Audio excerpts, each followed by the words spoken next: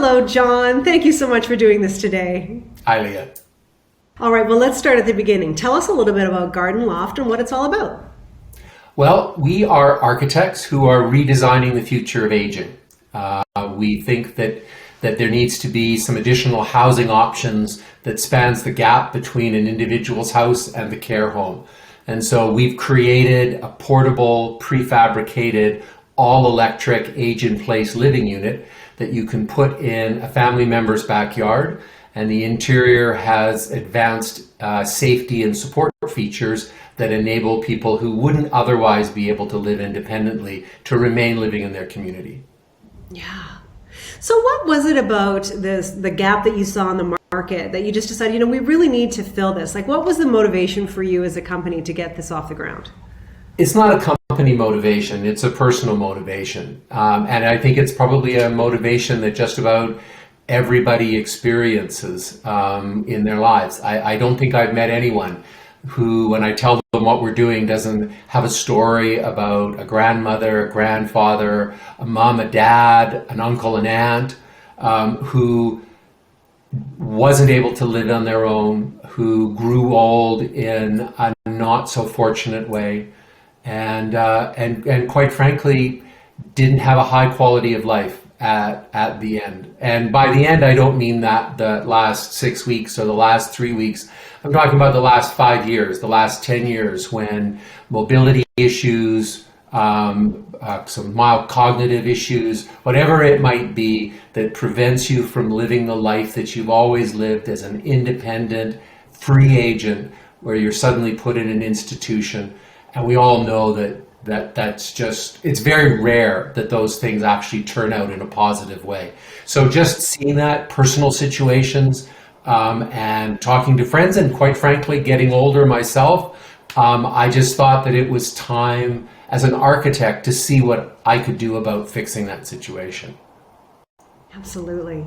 Now, you've got a garden loft right in our Thin Air Labs office space, so I've had the opportunity to have a tour of it. But can you describe what it looks like for people? Because it really is such a beautiful space. Sure. Well, the first thing is it doesn't look like it's an age-in-place suite for people that have mobility issues, because that's actually, as an architect, that's my biggest beef with the way in which care facilities look. They're based on the model, the aesthetics of the hospital. So they've got big grab rails and bad flooring and lousy colors, and they are there as a healthcare space. And we don't want to live in a healthcare space. Growing old is not a sickness; it's actually an achievement, and you're no different than at any other point in your life. And so, really, the challenge that we set out for ourselves as designers is, how can we create a place that's supportive, that doesn't look like that? And the best metaphor is what you've got on your face and what I have on mine, which are glasses. This is a medical device. I take it off and I can barely see you. But that's not why we chose them. You chose your glasses. They're actually kind of similar, but they're different.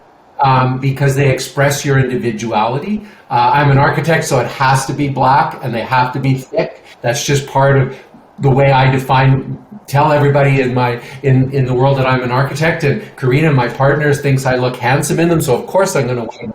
But the fact that they provide a medical assist is completely irrelevant to the way I have them. They're no different than the clothes I wear, the clothes you wear, the car we drive, the house we live in. The medical assist is just between me and my doctor. And so what we set out is to design a space that has very advanced support features that will keep you safe and allow you to extend your life independently, but are completely invisible, just like the glass in my glasses. It's such an amazing space, absolutely. So let's just talk a little bit about the business and the company itself. How many years have you basically been in business? Well, we're kind of like the overnight sensation rock stars. I've been dean of I've been a university professor at the University of Calgary for 35 years. I've been dean of the School of Architecture, Planning and Landscape for 4 years. We've had a very successful company called Housebrand, which has designed and built over 250 houses in Calgary over the last 25 years. And in 2016, we decided that we needed to make a change, that we needed to, what were we going to do with the second half of our lives, and thought that it was time to shift to looking at making a difference for the people that don't have those choices. It's great to design beautiful houses for people with lots of money and lots of options, but what do you do for the people that don't have those, and they just don't deserve to get trucked off to a care facility? Right. Wonderful. So this might also be one of those tricky questions. How many employees do you have? Well, yes. So, I mean, there's three of us. There's four of us. There are three partners and we have an associate. We've been all together for the three partners have been together for over 25 years. And my partner, Karina, is also a partner in life. And then our third partner, Matthew North, he was a student of mine in the early days of the architecture school, and we became partners as soon as he graduated, and we built our company House Brand together. And then Wayne Malacca is our associate that looks after the technical aspects of the construction and design process and that sort of thing. So we're small. We've always been maybe not quite this small, but we want to be a small business, but we have big intentions. And what's been great about working with Thin Air is working not as a small business, but as an entrepreneurial startup that has aspirations to scale. And how do we scale without creating some massive infrastructure that we don't want to manage? And that's really, I think, what the value add has been for being partnered with Thin Air. So we're in an office filled with 20-year-olds, but we're all doing the same kind of thing, which keeps you young, which is an agent play strategy. It does. It does keep you young. I'm not 20, but that's between you and me. Terrific. Now, you've touched on this a little bit, John, but we talk often at Thin Air Labs about the impact that we want to create in the world. And clearly, Garden Loft has a place to play in that. From your perspective, tell me a little bit about the impact that you want to create. Well, we just want to change the way people age.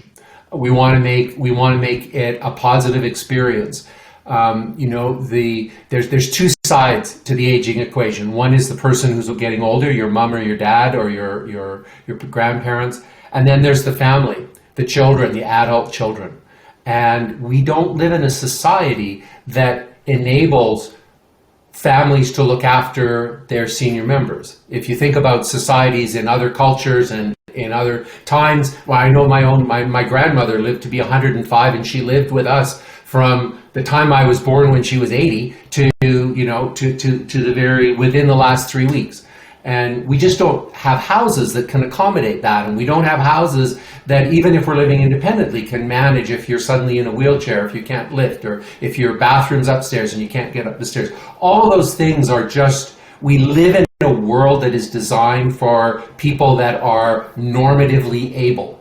And as soon as you fall out of that, then there are facilities that then take care of you. And it doesn't matter whether you may have a very small problem or you are completely incapacitated. There's very little range. You're in a facility where you don't have to worry about putting on your shoes anymore to go down to the dining room, and you're in this weird space. So our goal is to enable families to be able to help their loved ones to continue to live independently. So by having the house in your backyard, you're able to manage that. You're able to help them, but everybody's able to maintain their own independence. Nobody wants to be a permanent house guest, and nobody wants to have a permanent house guest. No matter how much you might love your mom and dad and they love you, there's some time that you just need to have away. So by thinking about it as creating a compound, almost a family compound,